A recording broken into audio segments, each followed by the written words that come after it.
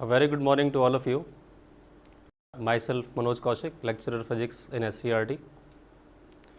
Dear students, EduSat broadcast में हमारा ये पहला प्रैक्टिकल 2 भागों में तैयार किया गया है। पहले भाग में आपने देखा कि ओम्स लॉ एक दिए हुए कंडक्टर के पोटेंशियल डिफरेंस और उसमें से फ्लो होने वाली इलेक्ट्रिक करंट के बीच का एक ग्राफ प्लॉट करने के लिए किया जाता है। इस एक्सपेरिमेंट में हमने एक रेजिस्टेंस वायर के अक्रॉस पोटेंशियल डिफरेंस अप्लाई किया और उसमें से फ्लो होने वाली इलेक्ट्रिक करंट के बीच एक ग्राफ प्लॉट किया।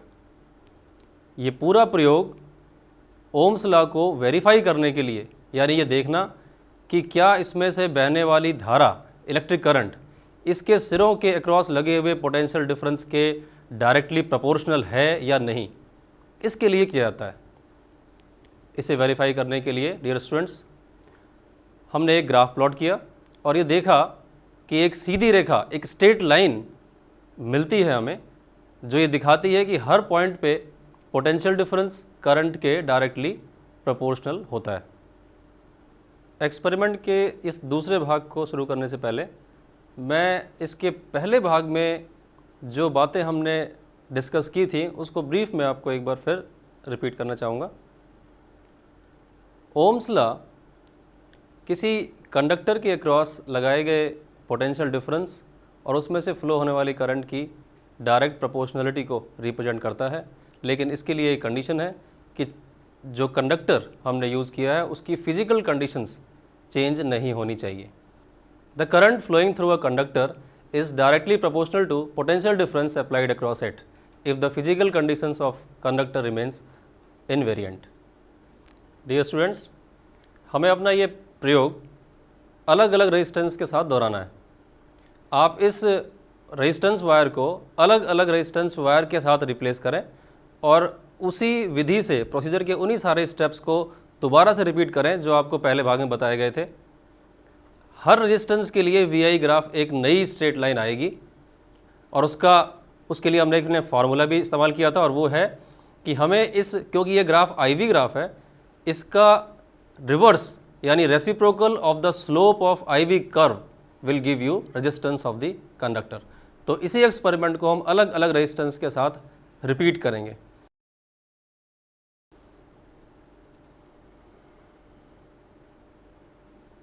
मैं आपको दिखा दूं कि हमने अपने प्रयोग में रेजिस्टेंस को बदलने के लिए किस विधि का प्रयोग किया है। हमारे पास एक रेजिस्टेंस बॉक्स है जिसमें अलग अलग रेजिस्टेंस वैल्यूज़ के 5 रेजिस्टेंस अवेलेबल हैं। आप देखें इसे, पहला रेजिस्टेंस 0.3 ओम का, दूसरा 3 ओम का, उसके बाद 30, 300 और 3000 ओम के। ये पांचों रेजिस्टेंस वायर एक एक करके आपको वोल्टमीटर के अक्रॉस कनेक्ट करने हैं और इन पांचों के ग्राफ को प्लॉट करके हम ये कंपेयर करेंगे कि इनमें से किसका रेजिस्टेंस अधिक है। क्योंकि हमारे पास ये नॉन रेजिस्टेंस है और इसकी वैल्यूज़ हमें पता है, तो ये चीज़ वेरीफाई की जा सकती है कि स्लोप का अध्ययन हमें रेजिस्टेंस की वैल्यू निकालने में किस तरह से सहायक सिद्ध होता है। प्यारे बच्चों, इसके बाद हम इस प्रयोग से जुड़े हुए उन सवालों को डिस्कस करेंगे, उन प्रश्नों को डिस्कस करेंगे जो हमें इसके सिद्धांत को क्लियर करने में, इसके सिद्धांत को स्पष्ट करने में और अधिक सहयोगी सिद्ध होंगे। सबसे पहला प्रश्न मैं लेता हूं, आप अपनी स्क्रीन पर देखें। यहाँ ओम्स लॉ को वेरीफाई करने के लिए 4 अलग अलग इलेक्ट्रिक सर्किट दिखाए गए हैं। ध्यान से देखिए, ये सर्किट देखने में एक जैसे लगते हैं, लेकिन ये चारों सर्किट किसी न किसी रूप में एक दूसरे से अलग है। पहले सर्किट में बैटरी के साथ रियोस्टेट, की, वोल्टमीटर, एमीटर और रेजिस्टेंस जिसके अक्रॉस हमें VI कर्व प्लॉट करना है वो दिखाया गया है, लेकिन यहाँ वोल्टमीटर सीरीज में और एमीटर रेजिस्टेंस के पैरेलल लगाया गया है। दूसरे सर्किट में रेजिस्टेंस के अक्रॉस वोल्टमीटर और एमीटर दोनों को पैरेलल में लगा दिया गया है। तीसरे सर्किट को देखें, इसमें एमीटर सर्किट में सीरीज में और वोल्टमीटर रेजिस्टेंस के साथ पैरेलल दिखाया गया है। और चौथे सर्किट में एमीटर और वोल्टमीटर दोनों ही सर्किट में सीरीज में दिखाए गए हैं। इन सभी सर्किट्स में आप देख रहे हैं जो कंपोनेंट्स हमने आपको बताए थे ओम्स लॉ वेरीफाई करने के लिए जो आवश्यक हैं, वो सारे कंपोनेंट इस्तेमाल हो रहे हैं, केवल उनको ज्वाइन करने का जो तरीका है वो बदल दिया गया है। तो क्या आप बता सकते हैं कि इन चारों में कौन सा सर्किट आप चुनेंगे ओम्स लॉ को वेरीफाई करने के लिए? जैसा हमने पहले डिस्कस किया था, वोल्टमीटर एक ऐसा इंस्ट्रूमेंट है जो किसी रेजिस्टेंस के अक्रॉस पोटेंशियल डिफरेंस नापने के काम आता है, इसलिए इसका प्रयोग हमेशा रेजिस्टेंस के पैरेलल में किया जाता है। जबकि एमीटर एक ऐसा इंस्ट्रूमेंट है जो इलेक्ट्रिक करंट का मेजरमेंट करने के लिए कंडक्टर के सीरीज में लगाया जाना चाहिए। इसलिए डियर स्टूडेंट्स, ये 4 सर्किट, इनमें से 3 सर्किट गलत हैं। पहला सर्किट वोल्टमीटर के सीरीज में ले जाने की वजह से गलत है। दूसरे में वोल्टमीटर और एमीटर का दोनों का पैरेलल होना गलत कनेक्शंस को शो करता है। चौथे सर्किट में एमीटर और वोल्टमीटर दोनों का सीरीज में होना इसे गलत सिद्ध करता है। तो हमारे पास सही उत्तर है इसका सी। यहाँ एमीटर सीरीज में और वोल्टमीटर पैरेलल में दिखाया गया है। नेक्स्ट क्वेश्चन, हमारे पास ये 4 एमीटर और वोल्टमीटर्स दिखाए गए हैं। चित्र में देखें आप, इस चित्र में 2 मिलीमीटर और 2 वोल्टमीटर दिखाए गए हैं जिनका हमें इस्तेमाल करना है ओम्स लॉ को वेरीफाई करने के इस एक्सपेरिमेंट में। आप इनके पॉइंटर्स को ध्यान से देखें। इनका पॉइंटर इन चारों स्थितियों में 0 के ऊपर या 0 के किसी एक ओर दिखाई पड़ रहा है। प्रश्न ये है कि इनमें से किस एमीटर और किस वोल्टमीटर को आप चुनेंगे ओम्स लॉ वेरीफाई करने के लिए। अपनी स्क्रीन पे आप देख रहे हैं, पहला चित्र जो एमीटर का है, इस मिली एमीटर में पॉइंटर 0 से थोड़ा ऊपर है। दूसरे चित्र में मिली एमीटर का पॉइंटर ठीक 0 पर है। तीसरे में वोल्टमीटर के 0 से पॉइंटर थोड़ा नीचे है और चौथे में ये ठीक 0 पर है। डियर स्टूडेंट्स, अगर आपको याद हो, इस प्रयोग के पहले भाग में हमने ये डिस्कस किया था कि इंस्ट्रूमेंट्स को यूज़ करने से पहले उसकी 0 एरर चेक कर लें। वोल्टमीटर या एमीटर 0 एरर के लिए पहले चेक किए जाएं, उसके बाद ही उनका इस्तेमाल सर्किट में किया जाए। 0 एरर एक ऐसी एरर है जिसमें इंस्ट्रूमेंट का पॉइंटर, हमारे वोल्टमीटर और मिलीमीटर का पॉइंटर अगर 0 पे सेट ना हो तो इस त्रुटि को, इस एरर को हम 0 एरर के नाम से जानते हैं। पहले मिलीमीटर को देखें, इसमें पॉइंटर 0 से थोड़ा ऊपर है। इसका अर्थ ये है ये गलत रीडिंग देगा। इस एरर को हम पॉजिटिव 0 एरर कहते हैं और ये मेजरमेंट में आखिरी में घटा दी जाती है। दूसरे मिलीमीटर में पॉइंटर ठीक 0 पे है, ये 0 एरर लेस, इसमें कोई भी एरर नहीं है, इसलिए इसका प्रयोग किया जा सकता है। तीसरे वोल्टमीटर में पॉइंटर 0 से नीचे होने की वजह से कि इस इंस्ट्रूमेंट में नेगेटिव 0 एरर है, ये एरर मेजरमेंट में आखिरी में जोड़नी पड़ती है। चौथे वोल्टमीटर में पॉइंटर ठीक 0 पे होने की वजह से ये वोल्टमीटर उपयोग के लिए तैयार है, उपयुक्त है। इसके साथ साथ मैं एक बात फिर आपको याद दिला दूं कि 0 एरर वाले इंस्ट्रूमेंट को हम अवॉइड ही करें तो अच्छा होगा, क्योंकि मैंने पहले भी कहा था आपसे कि अगर ऐसा वोल्टमीटर या मिलीमीटर आपके पास है तो अपने अध्यापक की सहायता से उसके पॉइंटर को पहले 0 पे कर लें, क्योंकि ये त्रुटियां कैलकुलेशन में आगे आपको गलत रिजल्ट देंगी। आइए आते हैं नेक्स्ट क्वेश्चन पे।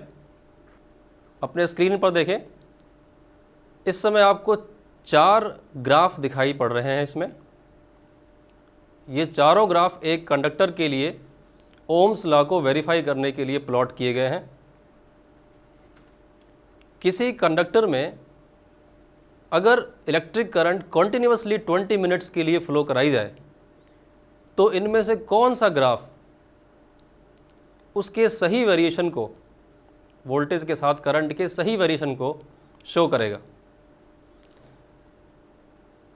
डियर स्टूडेंट्स, आपने देखा कि ओम्स लॉ की वेरिफिकेशन में जो कंडक्टर ओम्स लॉ को वेरीफाई करते हैं उनका वी कर्व एक स्ट्रेट लाइन होता है, लेकिन उसके साथ साथ एक कंडीशन भी थी कि physical conditions like temperature and other variant remains constant. लेकिन इस प्रश्न में यह कहा गया है कि इस करंट को 20 मिनट तक कंडक्टर से पास होना है। अगर इलेक्ट्रिक करंट किसी कंडक्टर से ज़्यादा देर तक फ्लो होती है तो हीटिंग इफेक्ट की वजह से उस कंडक्टर का रेजिस्टेंस कांस्टेंट नहीं रह पाएगा। इसलिए ग्राफ की स्ट्रेट लाइन नेचर अब मेंटेन नहीं रह पाएगी।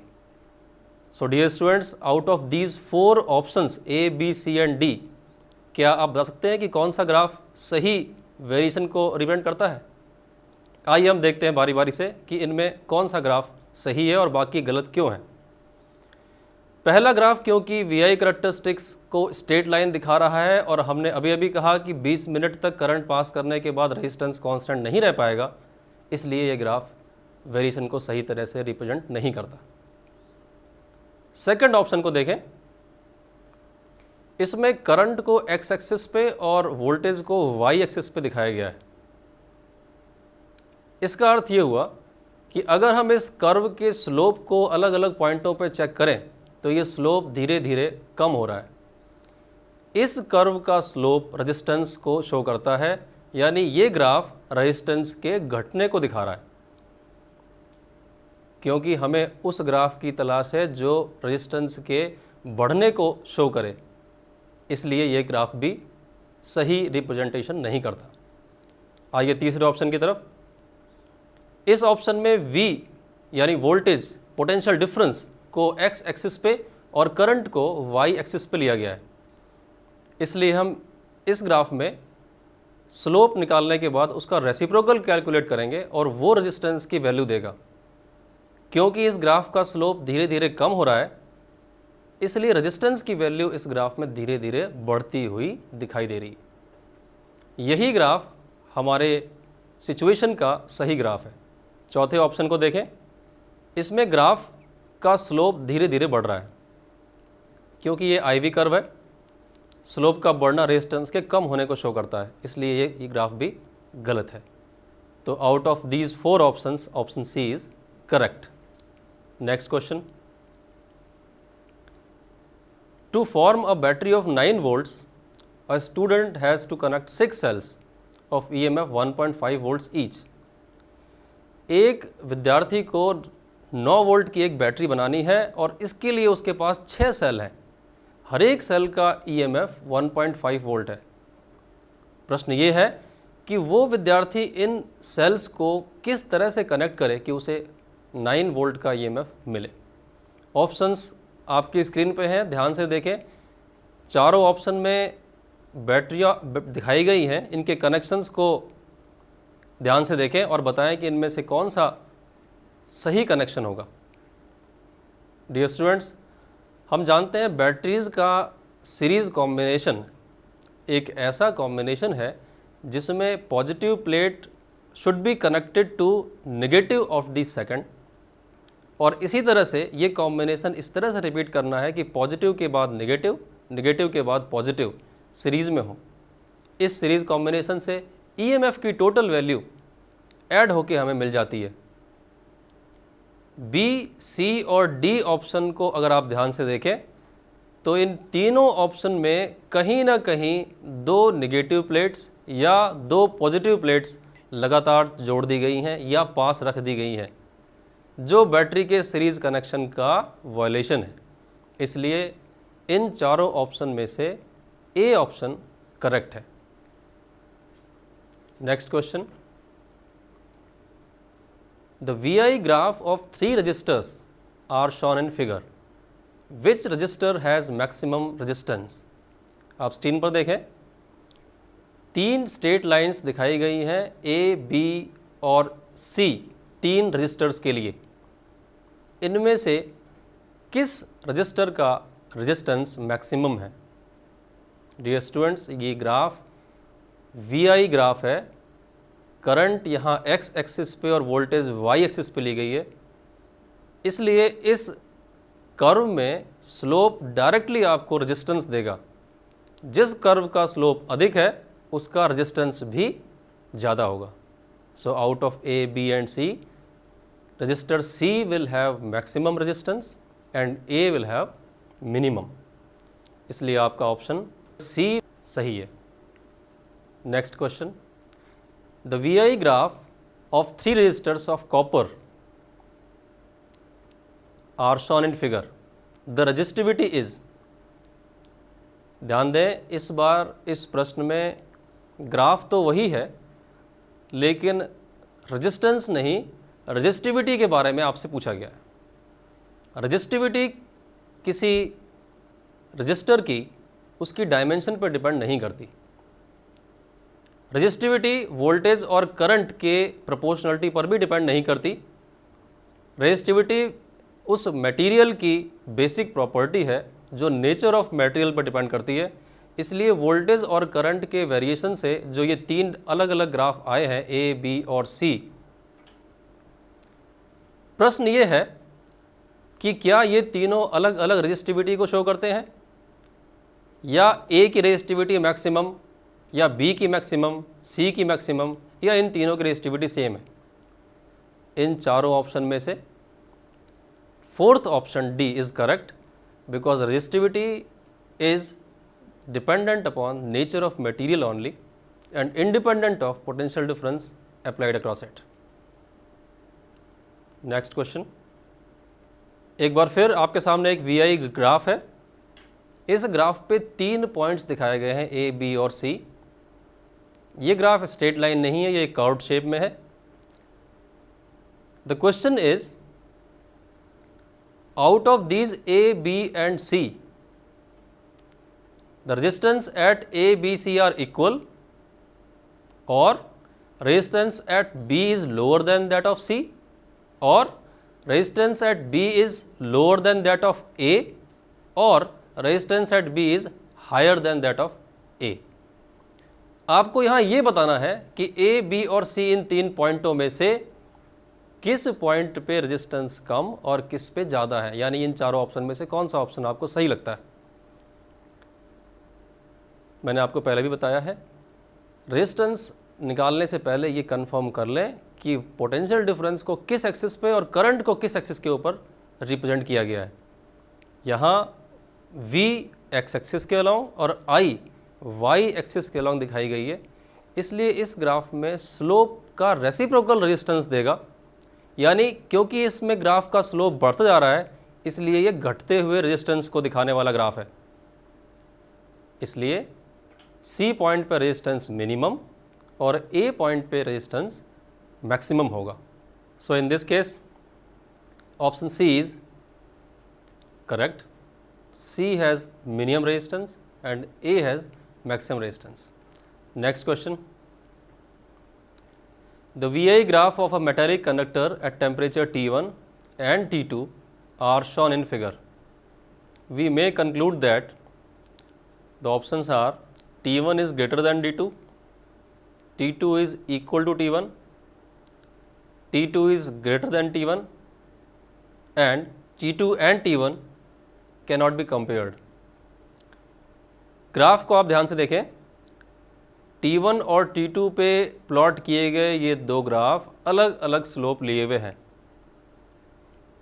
Dear students, the dependency of resistance on temperature indicates that as we go on increasing the value of temperature, resistance of conductor also increases. क्योंकि ये ग्राफ T1 के ऊपर कम slope लिए हुए और T2 पे ज़्यादा स्लोप लिए हुए हैं। कैरेक्टरिस्टिक के इस पार्ट में वो ग्राफ जो हायर स्लोप का है वो लो रेजिस्टेंस को शो करता है। अगर T2 टेम्परेचर पे रेजिस्टेंस लो है, इसका सीधा अर्थ ये हुआ कि temperature T1 is higher. So option A is correct. ये बात मैं आपको एक बार फिर बता दूँ, टेम्परेचर के बढ़ने पे रेजिस्टेंस का बढ़ना ये बताता है कि temperature T1 is more than temperature T2, क्योंकि T1 टेम्परेचर पे खींचा गया जो ग्राफ है उसके स्लोप का रेसिप्रोकल आपको रेजिस्टेंस देगा, और क्योंकि वो स्लोप कम है इसलिए हायर रेजिस्टेंस का ग्राफ वही है जो T1 टेम्परेचर पे प्लॉट किया गया है। So option A is correct. Next question, ये क्वेश्चन काफ़ी बेसिक है लेकिन इसे ओम्स लॉ को सही तौर पे रिप्रेजेंट करने के लिए हमने इसे सेलेक्ट किया है। Which of the following statement does not represent Ohm's law? इनमें से कौन सा स्टेटमेंट ओम्स लॉ को सही तौर पे रिप्रेजेंट नहीं करता? ऑप्शंस आप देख रहे हैं, सभी ऑप्शन एक जैसे दिखाई देते हैं। Current upon potential difference is constant, potential difference upon current is constant, potential difference is equal to current into resistance, और फोर्थ ऑप्शन है current is equal to potential difference into resistance.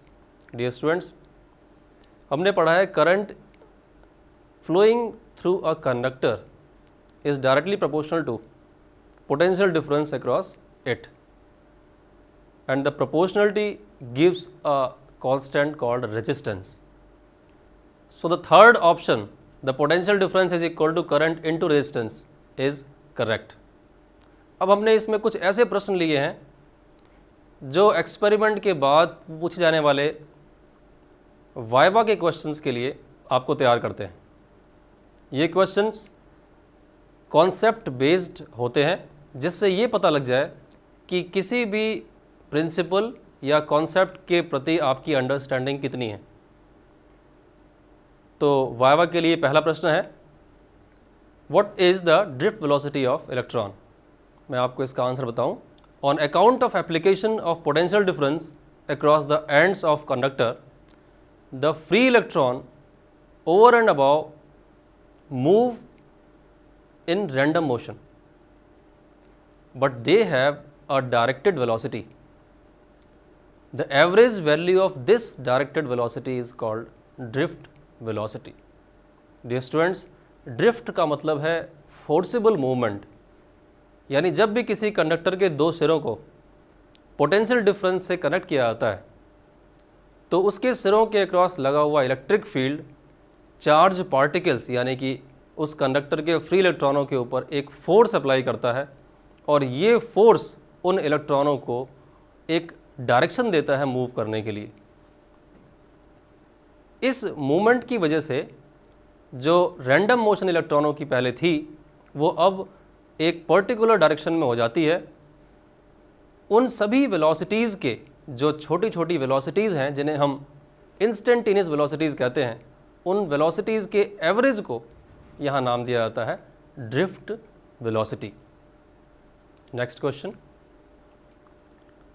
What are the orders of drift velocity for normally applied potentials, that is 0 to 5 volt and that of random thermal speed at room temperature say 300 Kelvin?